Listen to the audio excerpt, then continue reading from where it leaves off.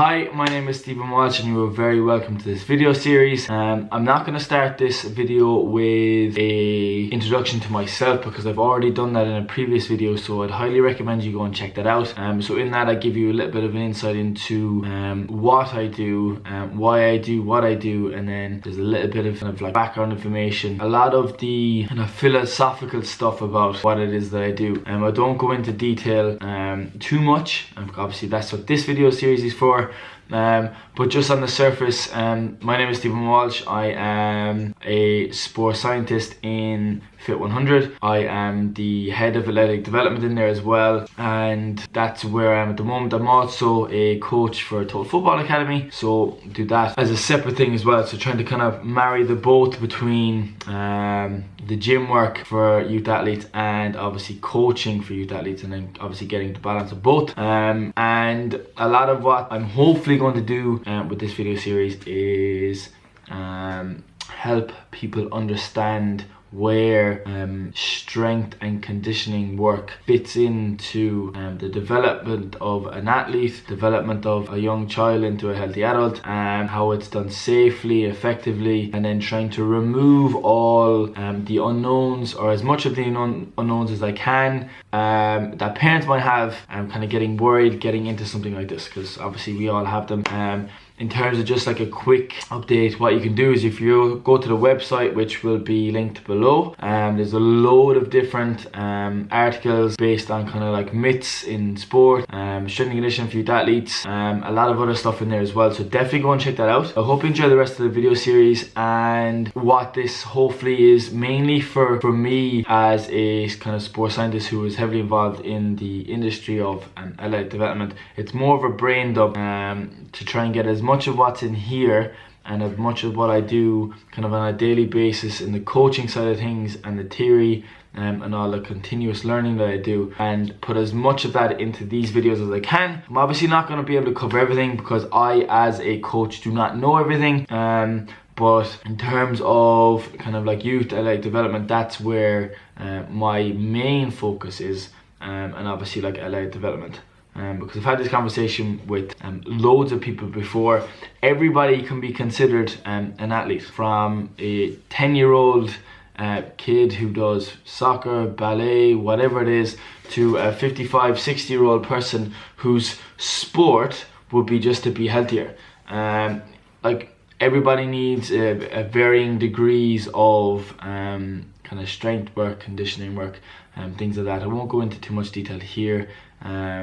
But hopefully that just gives you a better introduction as to what I'm going to do, hopefully achieve with this video series. Hope you enjoy it, and let's get straight into it. You are very welcome to this youth athletic development video series. This first one is just going to be kind of an introduction and a summary of the following videos that are going to come after this.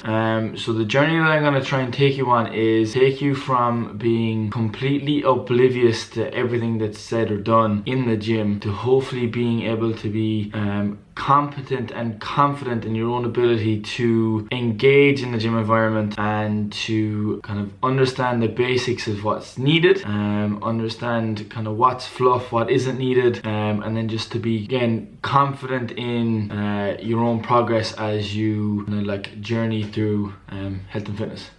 Obviously the main priority of this is going to be kind of youth athletic development, but it is for athletes of course, but also for parents of youth athletes, because what I've found is that parents who understand what's going on and what's needed and what's not needed makes a whole lot easier for the youth athlete to enjoy the process and to kind of stay involved in it. Because obviously a lot of times what we see is when you get to that 14 to 17 age bracket, we see a lot of dropout in different sports for a variety of different reasons. Take rugby for example. The biggest cause of dropout would probably be the disparities in physicality between players.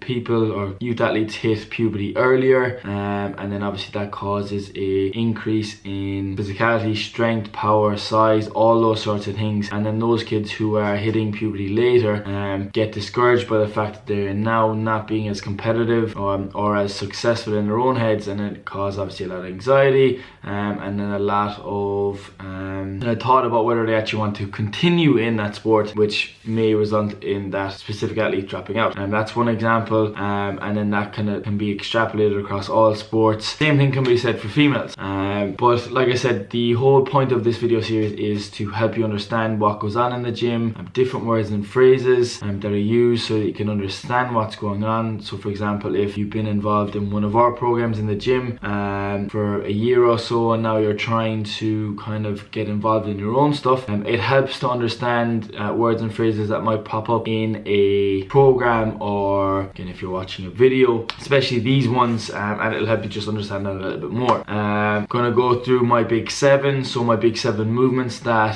if you can nail the foundations and the basics of those movements, it makes every other exercise a whole lot easier to understand. It helps you understand your body a little bit better, because each individual is going to have their own different variation that suits them better, and you can still get the same results from them. So obviously we'll divide it into lower body and upper body. We're going to go into a little bit about nutrition. We're going to go into conditioning.